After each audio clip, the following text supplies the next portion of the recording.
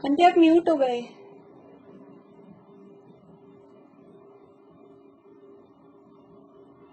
जीवम जीवम दवम जिणवर वसहेण जेणने तीर्थम देविंद विंद वंदम वंदे तम सर्वदा सिरसा कहे जीव अजीव जिन जिन वर वृषभ ने लोक में वे वंद्य सुरपति वृंद से वंदन करूं कर छोड़।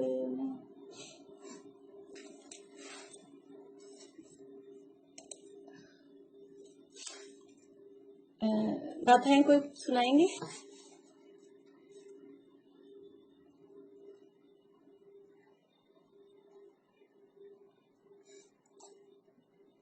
देखा अभी बोलेंगे आप?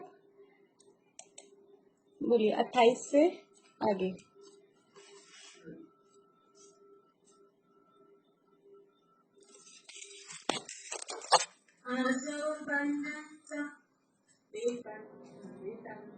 स्वाभाविक चिदानंद स्वरूपम निर्मलाभयं शुद्धजीवादिद्रव्याणां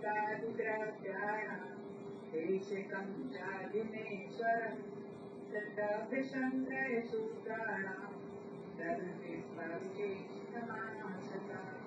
जीवं जीवनलभं दिनवर्वसनेन जेन जीवितं देवेन्द्रविन्दवन्दं वन्देतं सौहृदा शिरसा जीवे अजीवे जिन जिन पर विसवने लोके में वेद वंदे जिन वर देवंदे जिन वर कहे जीवे अजीवे जिन पर विसवने लोके में परमेश्वर प्रतिबंध से बंधन करूं पर जो। ठीक है, बोलिए। आवाज? हाँ आगे। ठीक, अपनी चर्चा 38वीं गाथा के संबंध में पुण्य और पाप पदार्थ का तत्व का वर्णन यहाँ किया गया है और वहाँ पुण्य प्रकृतियों की चर्चा करने के बाद में सर्वोत्कृष्ट पुण्य प्रकृति तीर्थंकर प्रकृति और उसके आश्रय के कारण यहाँ बताए गए जो 16 कारण भावनाओं के रूप में प्रसिद्ध हैं। कौन कौन सी हैं 16 कारण भावनाएं? पढ़ते हैं कि आपको नाम याद है?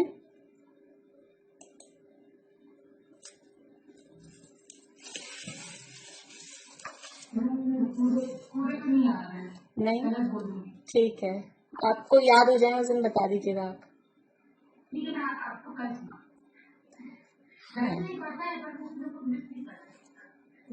ठीक है, रेखा जी बढ़ जाते आप बोलेंगे।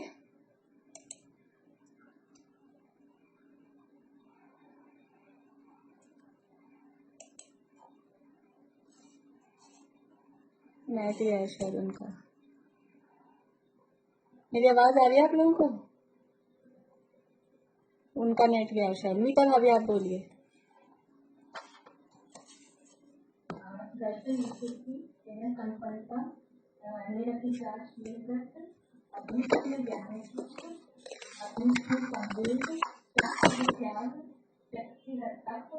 साधु समाधि पर्यावरण अहंत भक्ति, आचार्य भक्ति, भविष्य भक्ति, प्रवचन भक्ति, आवश्यक परिहानी, आवश्यक अपरिहानी, अपरिहानी, आवश्यक अपरिहानी, वो फिर वो संधि करके आवश्यकता परिहानी, तो वो का बोलना पड़ेगा, अपरिहानी, शब्द अपरिहानी। अपरिहानी, मार्ग प्रभावना और सक्षम वास्तव। बढ़िया। ये 16 कारण भावनाएं हैं और इनमें से हमारी चर्चा दर्शन विशुद्धि, विनय संपन्नता, शील गतेश फनतिचार, अभीक्ष्ण ज्ञानोपयोग, अभीक्ष्ण संवेग, शक्ति तहत त्याग और शक्ति तहत तप, इतनी चर्चा कल तक अपनी हुई है। शक्ति के अनुसार त्याग और तप करना चाहिए। यानी सबसे पहले तो निर्दोष सम्यक दर्शन हो, दर्शन में विशुद्धता, श्रद्धान सम्यक हो, श्रद्धान सही होगा तो विनय आएगी और जिनके प्रति विनय बहुमान आएगा तो उनके द्वारा बताया गया जो मार्ग है, जो शील और व्रत हैं, उनमें भी निरतिचार, उनको निरतिचार पालन करने की भावना आएगी। और जब उनको निरतिचार पालन करने की भावना अंदर है तो उसके लिए निरंतर ज्ञान का अभ्यास भी करने की भावना रहेगी। बिना ज्ञान के उनमें निर्दोष पालन नहीं हो सकता। और जो ज्ञान का अभ्यास करेगा उसको संसार शरीर भोगों से वैराग्य होगा, क्योंकि ज्ञान की और वैराग्य की मित्रता है। जिसको ज्ञान होता है उसको वैराग्य भी होता ही है। तो ज्ञान की और वैराग्य की मित्रता है, इसलिए वैराग्य भी उसके जीवन में होगा, धर्म में अनुरक्ति, ऐसी संवेग भावना होगी।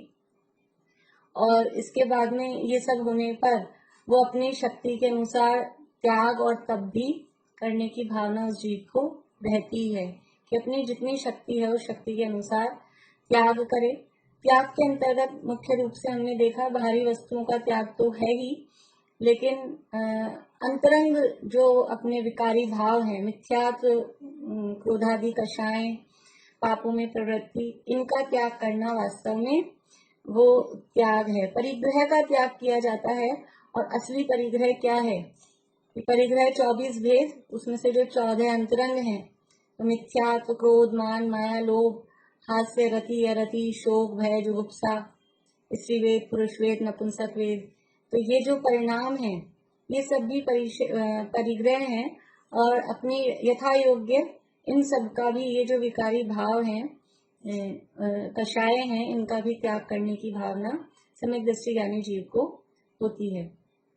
फिर शक्ति अनुसार तप करने की भावना, कि जितनी शक्ति है उसके अनुसार अंतरंग तप और बहिरंग तप। ऐसा नहीं है कि जैसा वो निश्चयाभासी के प्रकरण में चल रहा है कि तपस्रण को वृथा क्लेश मानता है। यदि सच्चा ज्ञानी है तो वो तपस्रण को निरर्थक नहीं मानेगा, क्लेश करना नहीं मानेगा। उसके अंदर भले ही वो कर पा रहा है कि नहीं कर पा रहा है वो एक अलग मैटर है, लेकिन उसके अंदर अपनी शक्ति के अनुसार तप करने की भावना वो रहती है। और जितनी शक्ति उतना करता ही है, शक्ति से अधिक करने की कि मैं भी काश कुछ ऐसा कर पाता पर मेरी शक्ति नहीं है, ऐसा वो अंदर खेद वर्तता है। तो शक्ति के अनुसार तप करने की भावना भी, बहिरंग तप भी यथा योग्य करते हैं और अंतरंग में स्वाध्याय, ध्यान, प्रायश्चित आदि अंतरंग तप भी यथा योग्य करते हैं, उसको करने की भावना रहती है। इसके बाद में अब है 8वें नंबर की भावना, साधु समाधि भावना। साधु समाधि भावना, साधु मतलब साधु समझते हैं, सज्जन पुरुषों को भी साधु कहते हैं, मुनिराज को भी साधु कहते हैं। तो मुनिराज जिस प्रकार से समाधि का अर्थ क्या होता है? समाधि किसे कहते हैं? विनीता जी बोलिए, समाधि किसे कहते हैं? चालू करिए आवाज।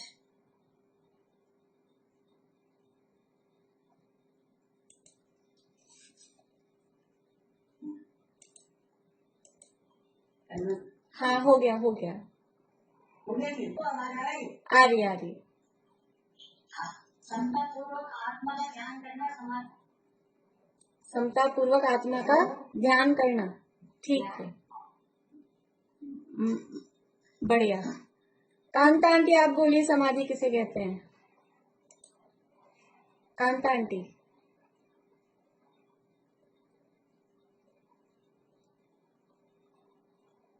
चालू करिए आवाज। समाधि से आपको क्या समझ में आता है? समाधि वाला उसको जब मरने के समय में उसको अच्छी अच्छी बातें बताना, सब बातों को त्याग कराना, एक ही चीज का। हाँ ठीक है। मनोरमा आंटी, समाधि मतलब क्या?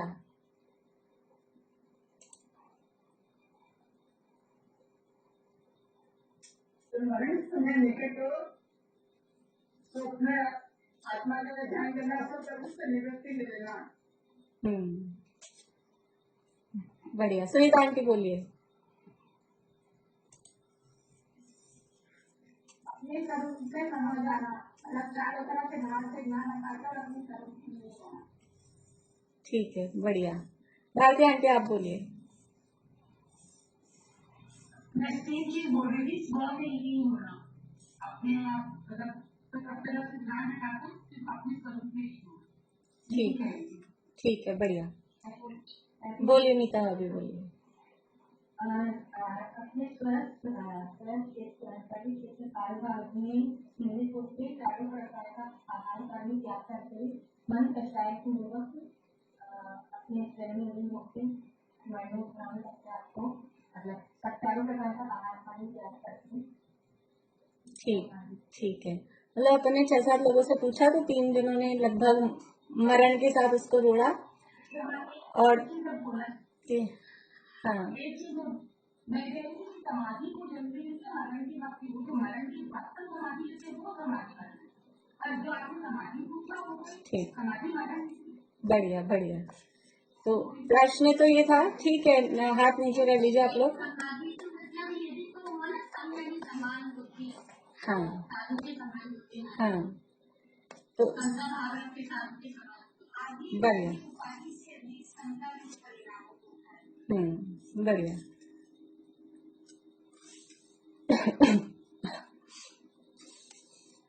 तो हम लोग जनरली समाधि शब्द सुनते हैं, हमको समाधि शब्द सुनते ही मरण की तरफ हमारा दिमाग जाता है। समाधि मतलब समता भाव से मरना, उसका नाम समाधि। लेकिन समाधि का मतलब अकेले मरने से ही नहीं है समाधि का संबंध।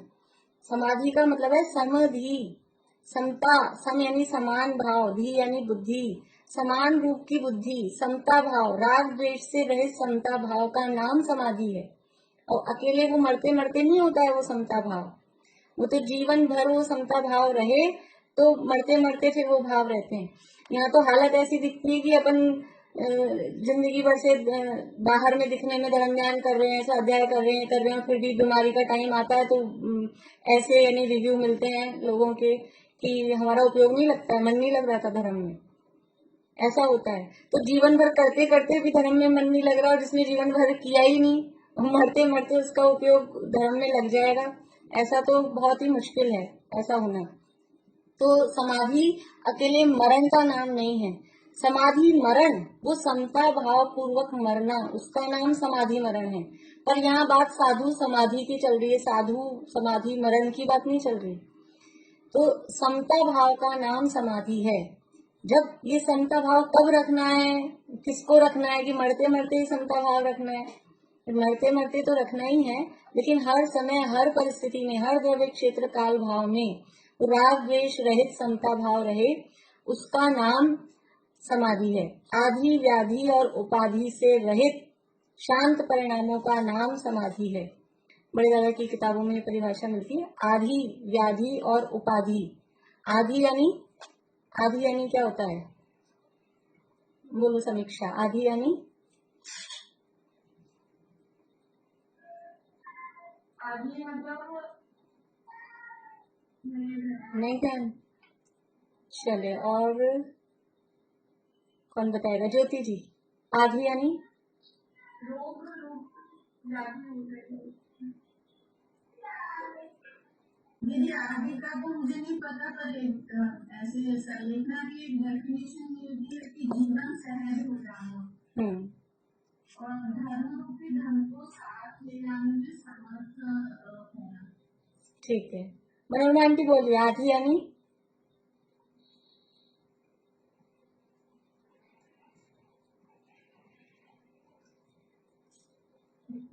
चालू करिए। हाँ बोलिए। हाँ बहुत बढ़िया। उपाधि।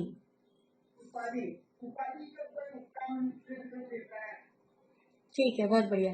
जहाँ आदि और वो है ना, शुद्धात्म है मेरा नाम, आदि व्याधि का नाम नहीं है। आदि यानी मानसिक रोग, व्याधि यानी शारीरिक रोग, और उपाधि का मतलब है जो डिग्रीज वगैरह जो ऊपर से हमने ओढ़ ली हैं। डिग्री मतलब अकेला पढ़ाई वाली डिग्री नहीं, जो भी पद हमने घर गृहस्थी में भी जो पद हमने धारण कर रखे हैं वो सब उपाधि हैं। तो आदि व्याधि और उपाधि से रहित शांत परिणामों का नाम वो समाधि है। तो आदि व्याधि उपाधि, चलो उपाधि का तो त्याग कर सकते हैं, कर दिया बुद्धिपूर्वक। आदि का व्याधि का ये त्याग कैसे करेंगे, उनसे रहित कैसे होंगे?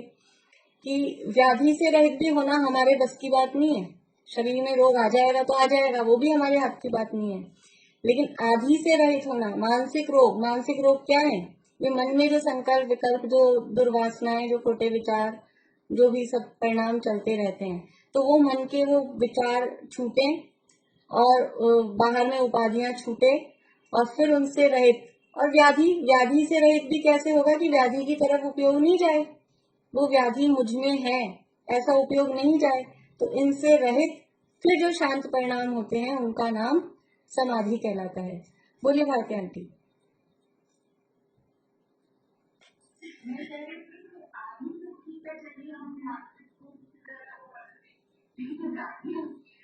उस समय शांत परिणाम रखना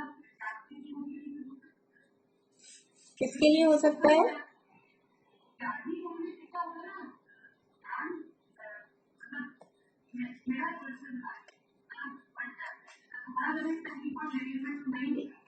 इसीलिए वो जीवन भर भेद विज्ञान का अभ्यास रहे, तब वो उस समय काम आता है। वरना मैंने कल भी कौन सी क्लास में बात कही थी कि शरीर पे बहुत जल्दी, शायद अपनी इसी क्लास में बात चली थी कि सबसे मतलब और सब बाहरी, अपने को लगता है कि ठीक है बाहरी परिस्थितियां ऐसी नहीं होनी चाहिए, लेकिन बाहरी परिस्थितियों से अपन निपट जाते हैं। पर शरीर में अगर इस तरह की जो परिस्थितियां अगर बनती हैं, उनसे उस समय समता रखना वो बड़ा पुरुषार्थ का काम होता है। क्योंकि कहने में अपने को लग जाता है कि नहीं हमको कुछ नहीं, जो अच्छे अवस्था होती है, अनुकूल अवस्था होती है, उस समय हम बोल देते हैं, लेकिन प्रतिकूल अवस्था में फिर वो उपयोग को लगाकर रखना बराबर, यानी उससे हटाकर रखना, व्याधि की तरफ से हटा के रखना और अपने उपयोग को आत्मस्वरूप के चिंतन में लगा के रखना, ये पुरुषार्थ का काम होता है। क्योंकि हमारा सारा मैंपना इस शरीर में जमा हुआ है और इसको मैं मानकर वो जो तकलीफ होती है वो तकलीफ मुझे हुई, उस मोह से और ज्यादा दुखी रहते हैं। इसलिए वो शरीर पर से भी उपयोग हटे। तो ये अभ्यास कब होगा कि स्वाध्याय आदि के माध्यम से भेद विज्ञान का अभ्यास ये जीवन भर चलेगा। तो ये समता भाव, इसलिए ये समाधि है, ये जीवन भर का काम है। किसी पर्टिकुलर टाइम पे समाधि उस समय हो वो नहीं है। मरण का समय किसको पता लगता है कब मरना है? इसलिए ये तो जो चल रहा होता है जिंदगी भर, तो मरते मरते भी अचानक भी मरण आ गया तो वो चलेगा। और वो अपन सोचेंगे तो उस समय करेंगे, उस समय करेंगे, तो वो तो टाइम निकल जाएगा, मालूम ही नहीं पड़ेगा। ऐसा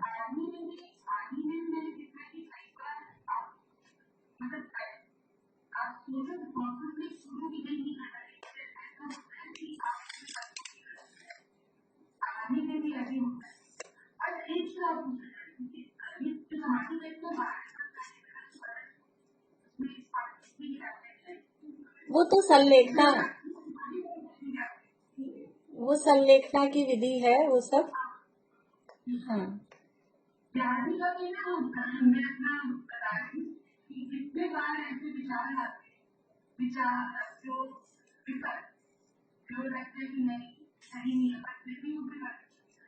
देखिए, वो तो अभी भूमिका देखी जाएगी ना, अभी अपनी भूमिका कौन सी है। तो अभी तो स्थिति कौन सी है, अभी देह में एकत्व बुद्धि पड़ी है और अगर हमें वो आ रहे हैं तो मतलब अपने को ऐसा नहीं होना चाहिए खेतीन क्यों हमें वो विकल्प आ रहे हैं।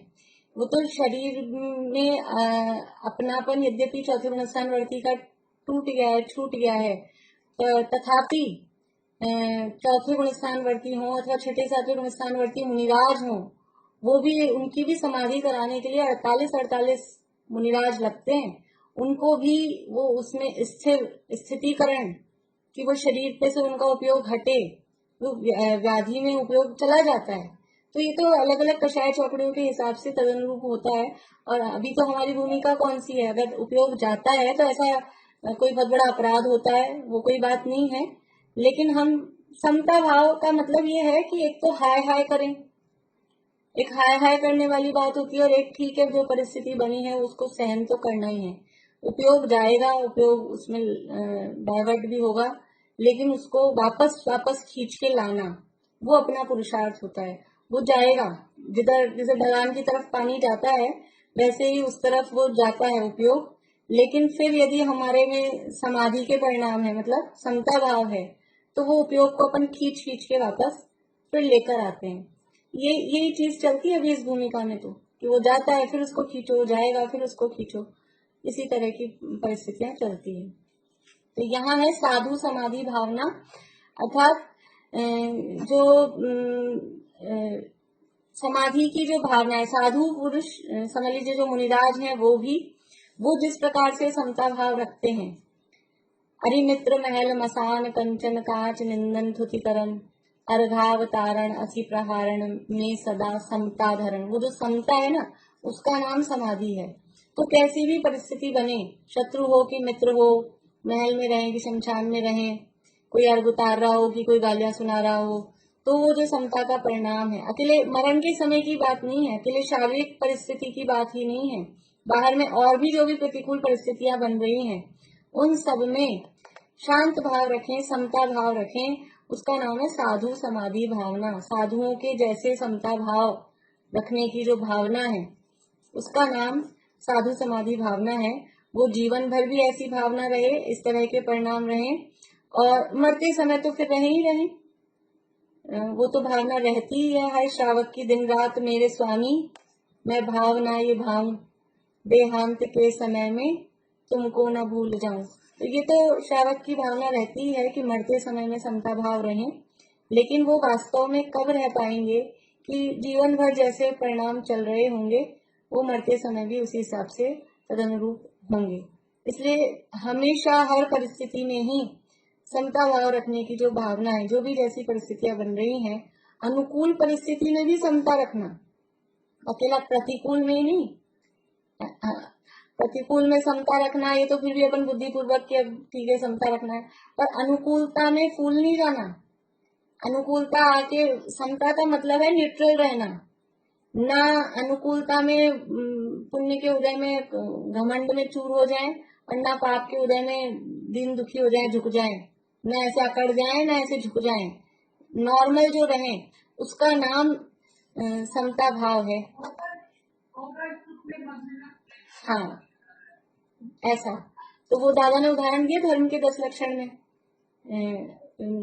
वो क्रोध और मान के संबंध में, कि वो क्रोध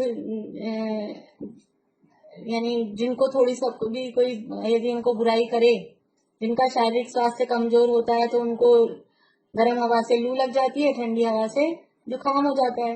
ऐसे ही जिनका आत्मिक स्वास्थ्य कमजोर है तो निंदा की गर्म हवा से उनको क्रोध की लू लग जाती है, और प्रशंसा की ठंडी हवा से उनको मान का जुकाम हो जाता है। तो निंदा में क्रोध की लू नहीं लगे, कोई बुराई कर रहा है तो भी हमको क्रोध नहीं आए, और कोई बहुत बड़ाई कर रहे हैं, बहुत आहा आपका उपकार है, धन्य है और आप महान हैं, ऐसा कर रहे हैं, तो भी मान के शिखर पे चढ़ नहीं जाए, तो वो मान का जुकाम नहीं हो जाए। इस तरह से दोनों परिस्थितियों में समता भाव का रखना, इसका नाम समाधि है। बाहर में कोई उपसर्ग कर रहा है तब समता रखना, वो तो है ही है, लेकिन ये भी एक अलग टाइप के समझ लो परिचय और उपसर्ग है, कि कोई गुस्सा कर रहा है या कोई प्रशंसा कर रहा है, तो ये भी एक अलग टाइप के परिस्थितियां हैं। इनमें भी समता भाव रहे, सहज परिणाम रहे, कि जो भी कुछ है वो यथा योग्य अपने हिसाब से है। एक शांति जी भाई साहब एक प्रसंग ऐसा सुनाते हैं, सुनाते गए हैं वो, मतलब वो किसी का है पर वो भी ऐसा बोलते हैं, जब उनका जन्मदिन होता है ना तो विद्यार्थी सब ऐसा कुछ फंक्शन नहीं करते, लेकिन सब आके विश करते ही हैं। अब बहुमान आता भी है, भी गुरु हैं हमारे, तो उनके जन्म दिवस के अवसर पर कोई कविता सुनाते हैं, कोई उपकार स्मरण करते हैं कि आपका बहुत तो क्या कहते हैं, बोले कह दूंगा। मतलब किसी का किसी ऐसे ही किसी विद्वान का ही प्रसंग है कि मैं कह दूंगा, कि क्या कह दोगे कि ये सब आप जिसको मान सम्मान, जिसका पुण्य का उदय, जिस पुण्य के उदय को आप ये मान सम्मान दे रहे हो, उसको कह दूंगा भी मान सम्मान मिल रहा है। उसमें अपन ऐसा नहीं कि फूल के कुप्पा हो जाए कि देखो कितने विद्यार्थी मेरा सम्मान कर रहे हैं, कितना मुझे पूछ रहे हैं, ऐसा नहीं।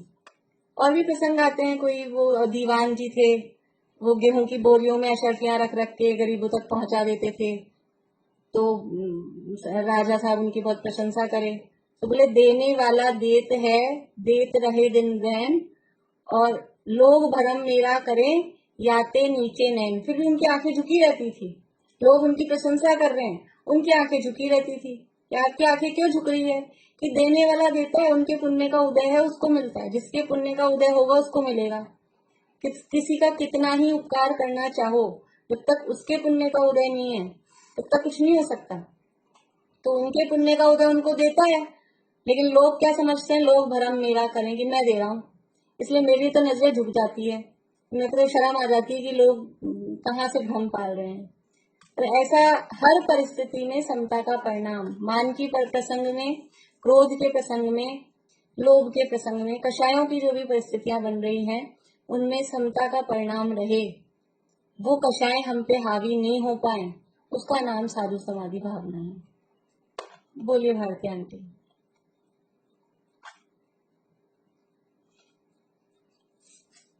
नहीं, एक वो एक ये संकल्प पर ये कॉन्सेप्ट लगा है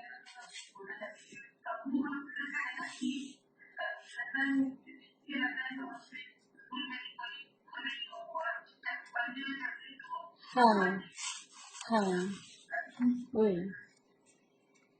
तो इस तरह से ये साधु समाधि भावना, यहाँ रत्न शौकाचार्य में काफी कुछ वो समझ लीजिए समाधि मरण के प्रसंग के अनुसार भी उन्होंने दिया है कि मरते समय कैसा विचार करें, शरीर जब छूट रहा है, शरीर में रोग आ गया है, तो कैसा क्या परिस्थितियों में किस तरह का विचार करें। तो इस देह से अपने को भिन्न जाने, और अनंत काल हो गया, अनादिकाल से लेके आज तक बहुत सारे शरीर हमने धारण किए और बहुत सारे शरीर छूटे, अब ऐसा कुछ करें कि दोबारा से कोई शरीर धारण नहीं करना पड़े। इस तरह के जो विचार हैं वो सब साधु समाधि भावना के अंतर्गत ये सारे विचार उसमें किए जाते हैं। वास्तव में हम विचार करें, ऐसा कौन सा शरीर है जो आज तक हमने धारण नहीं किया? कौन सा शरीर धारण नहीं किया? आज तक हम पेड़ पौधा नहीं बने, जल का एक नहीं बने, अग्नि का एक नहीं बने, वायु का एक नहीं बने, क्या नहीं किया?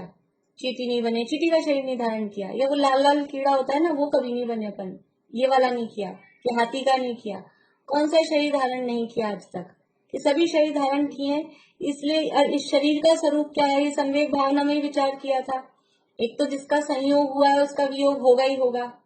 संयोग का एक नियम है, संयोग मतलब जो चीज नई आके मिली है उसको कहते हैं संयोग। तो जो चीज नई आकर मिली है वो नियम से हमसे छूटेगी छूटेगी, वो दूर होगी ही होगी। देखो जीव होती ना, जीव वो जन्म से साथ रहती है, जीव का संयोग होता है क्या अलग से? शरीर को भी अपन माने कि शरीर जब से बना, जन्म हुआ, जीव तब से उसके साथ में है। और दांत है, वो जन्म से थे क्या?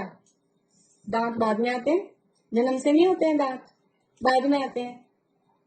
जीव जन्म से थी, कब तक रहती है कि मरण पर्यंत जीव साथ में रहती है, क्योंकि जीव का नया संयोग नहीं हुआ है। जीव तो अब कहने में, उदाहरण में, कि वो अनादि की ही है, उसका नवीन संयोग नहीं हुआ है, वो जन्म से ही है, इसलिए उसका वियोग भी नहीं होता। लेकिन दांतों का नवीन संयोग हुआ है, तो नवीन संयोग हुआ है इसलिए वो चले जाते हैं, वो टूट जाते हैं, गिर जाते हैं, खराब हो जाते हैं, जो भी कुछ है वो सब होता है।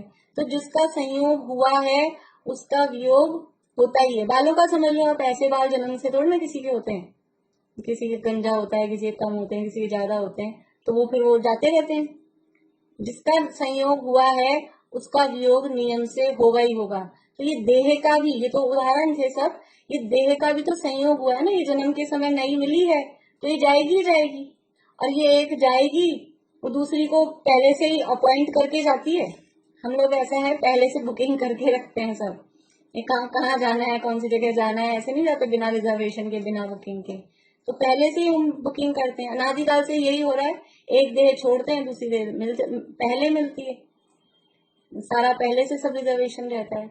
इसलिए अनादिकाल हो गया है देह धारण करते हुए और छोड़ते हुए। तो अब इस देह के प्रति एकत्व छोड़ें, क्योंकि देह क्यों मिलती जा रही है बार बार बार बार, कि देह से नेह, कि नवीन देह धारण करने का कारण है। ये शरीर के प्रति जो प्रीति है वो नया शरीर मिलने का वो बीज है। शरीर में जो हमारा अनुराग है, शरीर में जो मोह है, वो फिर से नया शरीर मिले, उसका वो बीज है। इसलिए देह से नेह वो नवीन देह धारण करने का कारण होता है। तो शरीर से अनादिकाल से प्रीति करते जा रहे हैं तो नए नए देह मिल रहे हैं। अब हम इस शरीर से प्रीति छोड़ें और समता भाव पूर्वक मैं कौन हूँ, अपने आत्म स्वरूप का विचार करें। ऐसी वो भावना जीव को रहती है, उसका नाम है साधु समाधि भावना।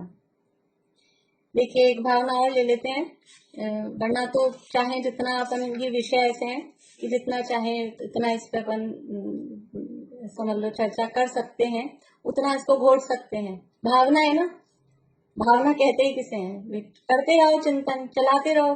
अभी ये तो थोड़े थोड़े अपन यहाँ बात करते हैं, हम इस तरह से निरंतर ये विचार करते रहें, शरीर की अवस्थाओं को देखकर निरंतर इस तरह का विचार चलता रहे और उससे विरक्ति हो।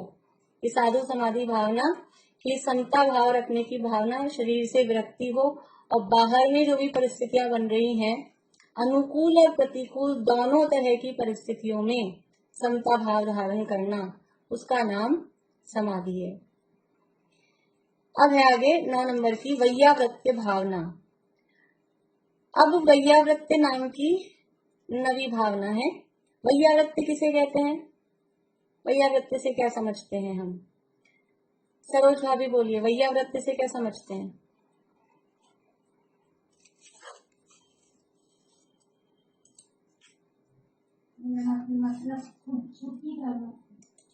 शुद्धि करना, वैयावृत्य नहीं। स्नेह जी बोलिए। हाँ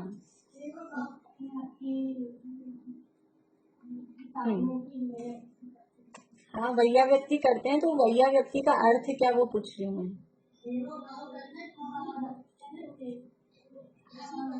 हाँ ठीक है, सेवा, सेवा करना, उसको वैयावृत्ति कहते हैं।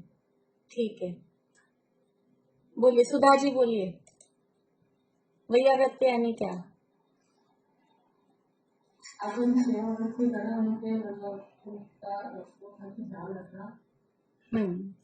बढ़िया, वैयावृत्ति सब समझते हैं। बोलिए नीता भाभी बोलिए।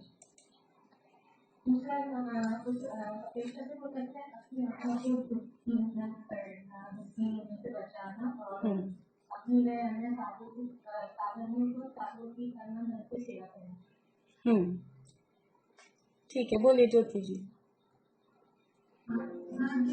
आपने काम बताया ना कि अपनी भी और जो साधन को भी जिससे हम भावना लगे रहें, जिससे शारीरिक भी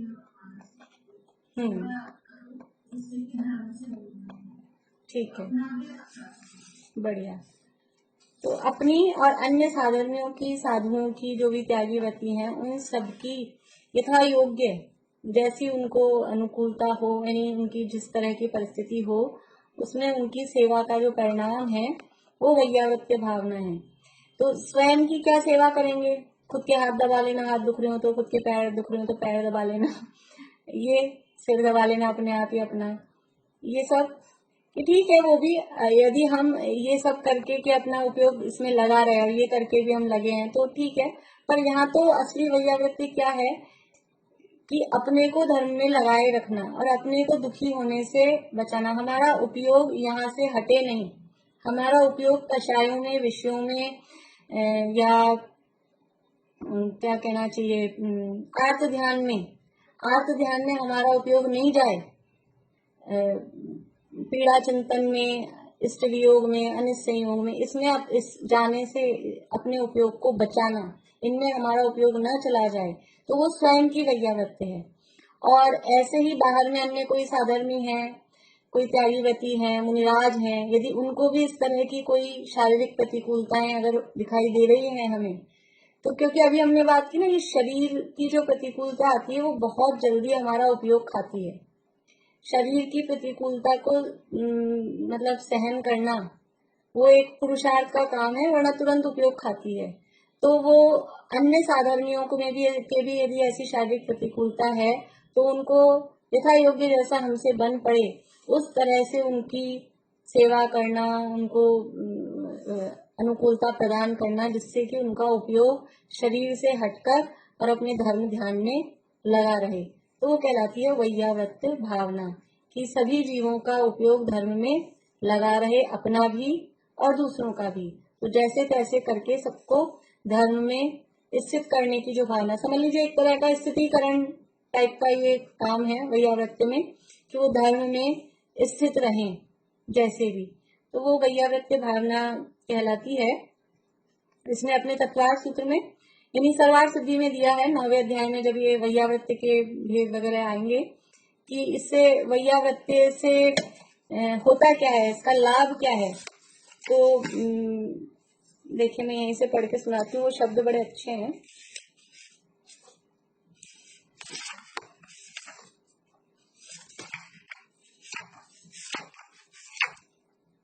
हाँ, ये वैयावृत्ति क्यों की जाती है, वैयावृत्ति तब की जब चर्चा आएगी 9वें अध्याय में।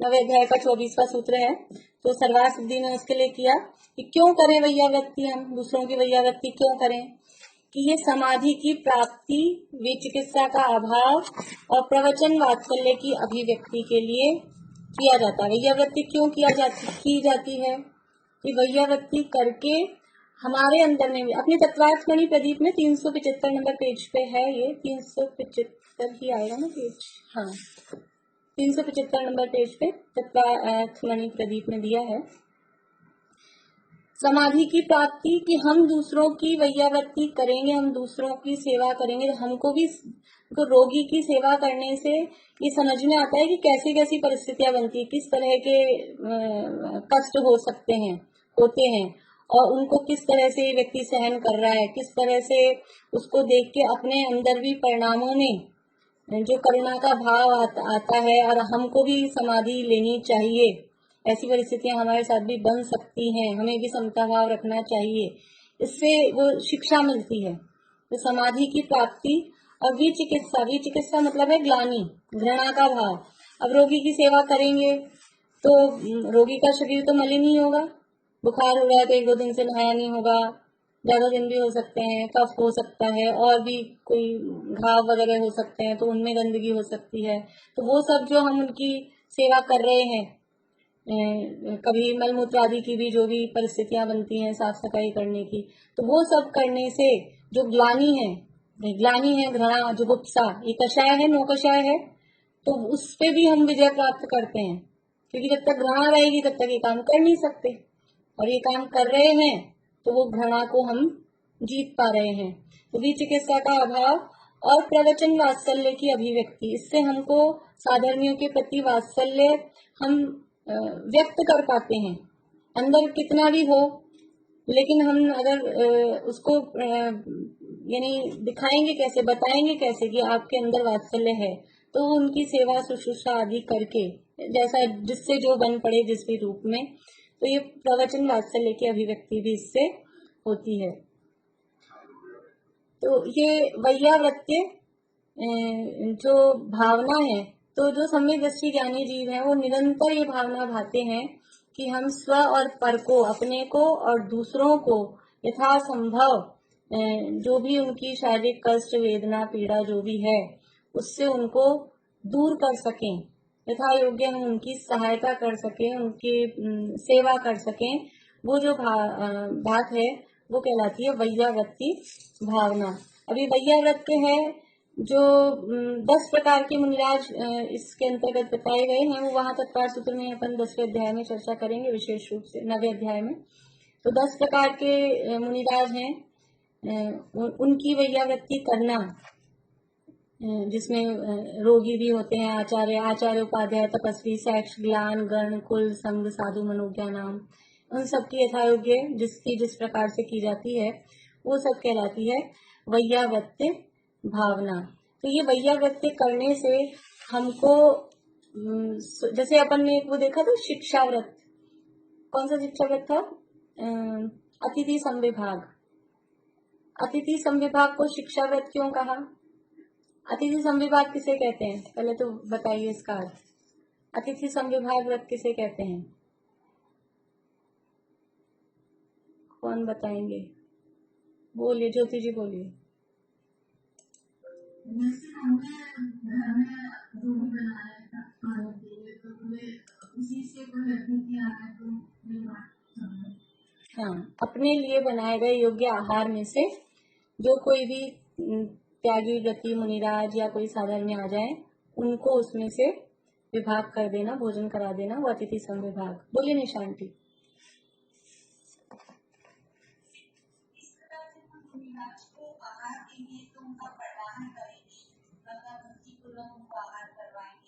तो जो पूरी क्रिया जो होगी उसके अंतर्गत हमें ये समझ में आएगा कि भविष्य में यदि हम मुनि बनते हैं तो इस प्रकार से हमें भी आचरण करना होगा, तो वो शिक्षा वैसी ही। बढ़िया। अतिथि संविभाग को शिक्षाव्रत क्यों कहा? क्योंकि उसमें तो हम मुनिराज को भोजन दे रहे हैं, इसमें हमको क्या व्रत हुआ? अपना क्या व्रत हुआ? आहार करा रहे हैं, इसमें हमारा क्या व्रत हुआ? तो उसमें हमको शिक्षा मिल रही है कि मुनिराज किस तरह से आहार लेते हैं। अतिथि संविभाग में मुनिराज को आहार कराएंगे तो उनको परिवहन कैसे करना है, नवदा भक्ति कैसे करनी है, उनका आहार किस तरह का बनना है, वो खुद अपन मतलब वैसा शुद्ध करते हैं, तो वो सब समझ में आएगा। तो मुनिराज कैसा आहार करते हैं, किस विधि से मुनिराज आहार करते हैं, मुनियों की कैसी चर्या होती है, क्या दोष होते हैं, क्या अंतराय होते हैं, वो सब पता लगेंगे। तो अपने को शिक्षा मिलेगी कि नहीं मिलेगी? और हम भी कभी इस तरह से आहार लें, ये भावना अंदर आती है। इसलिए अतिथि संविभाग को शिक्षाव्रत कहा कि मुनि बनने की उससे हमको शिक्षा मिलती है। तो जो मुनि बनने की शिक्षा देते हैं वो शिक्षाव्रत कहलाते हैं। ऐसे अतिथि संविभाग व्रत से मुनि बनने की शिक्षा मिलती है। तो ऐसे यहाँ ये वैयावृत्तिकरण भावना है। ये वैयावृत्तिकरण भावना दूसरों की सेवा कर रहे हैं, दूसरों की सेवा करने की भावना, लेकिन वो दूसरों की सेवा करते करते स्वयं भी जो सेवा, देखो सेवा कौन कर सकता है? व्यक्ति जिसकी कषाएं तीव्र हो, जिसमें अहंकार हो, जिसमें ग्लानि का परिणाम हो, वो सेवा नहीं कर सकता। सेवा करने वाले की कषाएं अपने आप ही, उसने कषायों को जीता, उसकी कषाएं अपने आप बंद होती हैं। उसका क्रोध, वो जो गुस्सा करता होगा वो क्या सेवा करेगा? वो तो, क्योंकि वो तो बीमार आदमी तो वैसे ही चिड़चिड़ा होता है, वो 10 बार आपको बुलाएगा, 10 बार कुछ काम कहेगा और आप गुस्सा करोगे तो क्या सेवा कर पाओगे? तो वो क्रोध मंद होता है। और घमंड का भाव, अहंकार का भाव वो कम होता है। मायाचारी, किस लोभ से यदि सेवा कर रहा है कि साहब ये अब मरते मरते इनकी सेवा कर दो तो इनका जितना भी बैंक बैलेंस है वो सब अपने नाम हो जाएगा, तो वास्तव में वो सेवा नहीं है, वो अंदर से परिणाम ही कुटिल है। तो जो यथार्थ रूप से जिसके अंदर सेवा का परिणाम है, तो वो कषायों को जीतता है। और ग्लानि आदि जो ये कषाय हैं, ग्लानि को जीतना भी एक, यद्यपि नौ कषाय है घृणा का परिणाम, लेकिन वो भी एक बड़ा काम है, हर किसी के बस की बात नहीं होती। ये सब सेवा करने में ग्लानि को जीतना बहुत जरूरी है। तो ये सब उसकी कषाएं मंद होती हैं, तो खुद को ये लाभ होता है कि वो मंद कषाई होता है। और अगर ये वास्तव में सेवा भाव से ये काम करते हैं तो खुद को भी इस तरह की समझ लीजिए पुण्य इस तरह का बनता है कि अगले भाव में खुद को या तो निरोग शरीर मिले, या कभी कोई प्रतिकूल परिस्थितियां हो तो खुद उनकी सेवा करने वाले मिले। खैर वो कोई लोभ से व्यक्ति सेवा करे वो कोई बात नहीं है, लेकिन ऑटोमेटिकली ही इस तरह का पुण्य उसको बनता है। तो सम्यक दृष्टि ज्ञानी जीव के जीवन में समता भाव रखने की जो भावना है, साधु समाधि भावना, और त्यागी व्यक्ति जो भी मुनिराज हैं, गृहस्थ हैं, श्रावक हैं, साधर्मी हैं, विद्वान हैं, उनकी यथा योग्य सेवा करने की भावना, अथवा और भी जो भी कोई दिखते हैं, दीन दुखी जो भी कोई भी दिखे, यथा योग्य उनके प्रति करुणा भाव होता है। जो पूज्य हैं उनकी सेवा करने में वो करुणा भाव पूर्वक नहीं, वो बहुमान पूर्वक उनकी सेवा की जाती है। और जो कोई दीन दुखी सामान्य है उनकी करुणा भाव पूर्वक सेवा की जाती है। वो यथा योग्य परिणाम से वो सेवा का परिणाम होता है। ऐसे ये वैयावृत्तिकरण भावना, नवी भावना तक अपनी चर्चा हुई है। अब कल अपन करेंगे अरहंत भक्ति भावना और आचार्य भक्ति भावना। अरहंत भक्ति भावना में संवर्षण मतलब अरहंत भगवान का वर्णन है। पूरा संवर्षण का वर्णन अभी अपन ने कुछ दिनों पहले पढ़ा ही है, तो थोड़ा सा वो रिवीजन होगा। और आचार्य भक्ति भावना में बहुत अच्छी बातें हैं। ये भगवती आराधना के आधार पे आचार्यों के विशेष 8 गुण बताए गए हैं, उनकी चर्चा अपन करेंगे जैसे समय होगा, या तो कल जहाँ तक है, नहीं तो परसों। अभी ये क्लास यहीं पूरी करते हैं। अभी तत्वार सूत्र की क्लास 2 मिनट में स्टार्ट करेंगे। तब तक जय श्री राम।